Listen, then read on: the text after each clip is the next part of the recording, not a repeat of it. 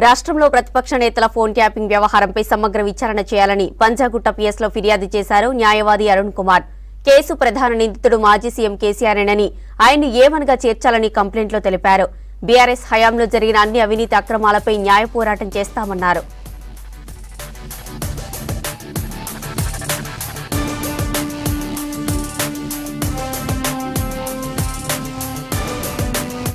Right to privacy అని రాజ్యాంగం ప్రసాదించిన హక్కు, పౌరులకు ప్రసాదించిన హక్కును రాష్ట్ర మాజీ ముఖ్యమంత్రి బ్రీచ్ చేయడం జరిగింది. ప్రణీత్ రావు అనే ఒక పోలీస్ అధికారితో కలిసి ఎస్ఐబిలో కుట్ర పన్ని లక్షల మంది ఫోన్లను ట్యాప్ చేసి ఆ ఇన్ఫర్మేషన్ ముందుగా తెలుసుకొని తన పార్టీకి లాభం చేకూరే విధంగా 10 సంవత్సరాల పాటు ఈ అక్రమాలు కొనసాగినాయి. మనం చూసినాం, ప్రణీత్ రావును సస్పెండ్ చేయడం జరిగింది. ఆయన 10ల సంఖ్యలో హార్డ్ డిస్క్లను ధ్వంసం చేయడం జరిగింది అక్రమంగా. ఆ విషయంలో తనను సస్పెండ్ కూడా చేయడం జరిగింది.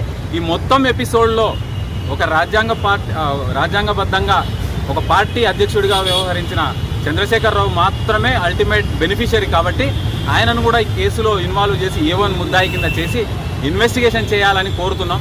ఎంతోమంది తెలంగాణ కొరకు అసూలు బాస్తే ఈ కుటుంబం మాత్రం బాగా బలిసిపోయింది, ఆస్తులు కూడబెట్టింది. ప్రజల ఆశలను వమ్ము చేసే విధంగా కుట్రపూరితంగా వ్యవహరించి ప్రజల మాన ప్రాణాలను హరించే విధంగా దెబ్బతీసే విధంగా వ్యవహరించిన రాష్ట్ర మాజీ ముఖ్యమంత్రి మీద ఫిర్యాదు చేయడం జరిగింది. పోలీసు వారు అక్నాలెడ్జ్మెంట్ కూడా ఇవ్వడం జరిగింది.